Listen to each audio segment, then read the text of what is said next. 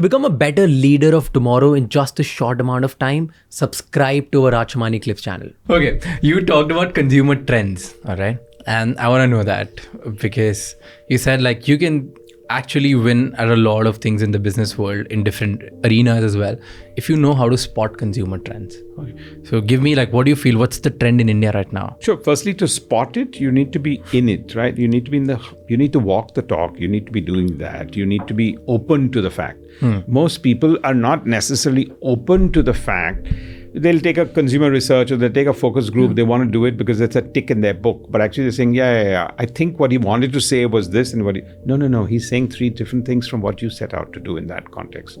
So I think you need to be kind of open to that. The second part, I think, is especially my media days and today, even in Upgrad and what we're doing in skilling, basically my next 15 years is about preempting careers of tomorrow. It's about seeing how soft skills can become super skills for people, making them understand that just a formal degree is fantastic, but it's not the be all and end all.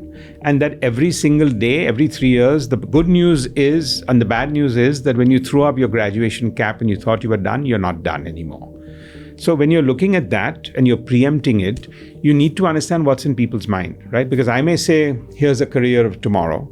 But the fact of the matter is that that person may not feel the agility for it. And how do you get them? And therefore understanding what the consumer wants, my messaging to them, to pinch them, to make them feel that, hey, you need to upgrade. And one of the examples, and we have a great university here as part of Upgrad, which is at in BKC.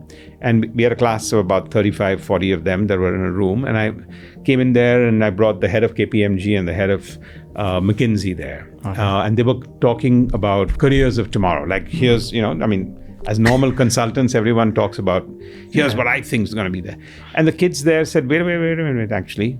We are here to tell you what the careers of tomorrow are. We don't want to hear from you what you think they are, because actually we're going to make the careers of tomorrow. It doesn't make a difference whether you think this is what it is and this is the future. We know what we want to do for the next 30 years of our life, and that's going to be the careers of tomorrow. And when you take that insight, that one insight, I'm sure those two people walked away from there saying, I better shred half my reports out there, because if I'm telling people what they need to be prepared for without listening to what they think they want to do for the next 30 years, which is going to give them maximum of joy, excitement to do, I'm missing the boat. So that's my best example I can give you of why it is absolutely important how you do it. And you need to, and I think for me, the best mix today is I'm involved with storytelling by making movies. So you have to understand what audiences are looking for, just in every sense of the word. Why they want to go to the cinema, what do they want to tell in stories, what's the genre, what's this. And then in education, what they want to do with their careers. And work-life balance. And if you put all of that together, and if I do a webinar with 5,000 of our alumni on a Sunday, I get more insights with the questions they ask than having 5 boardroom or meeting room conversations there. So it just depends on how you're open, how you process that information. And we spoke a little bit about data earlier on, but data without understanding how you're going to place it in context is very, very important. A little bit like I had this conversation and, it was so much gold there, but no, it may be gold to them. How am I going to make it platinum or gold or silver is up to me. Okay. Is that too high funda? It's too much. It's too high funda, so I can break it down. Exactly. I'll break it down into 3 different parts, okay? So these are 3 different lives you're talking about and 3 different things, right? One is the media and the stories part. I'll come to that. The other was a work-life balance. That is a different part. And third was, how do you take people's feedback and then kind of backward engineer and try to build the kind of skills which they need. But I do want to say that all of 3 amalgamate, because if I want to figure out the consumer of tomorrow, what is their wallet share, why you were spending only 20% on entertainment 3 years back and now you want to make it 40%, or why you're spending 3% on education and why you're spending 20% now, all of this, you'll need all this information, but we can still break it up.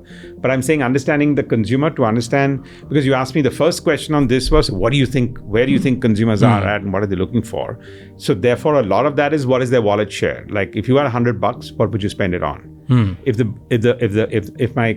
If my community in the village where we work, for example, if he had $100 or she had $100, what would she work? What would the mother do? What would the daughter do? What would the son who migrated to Mumbai from Raigad do? all of these are very different questions for different people. Oof. Thank you so much for watching this clip till the end. For more such amazing, insightful clips, please subscribe to our channel.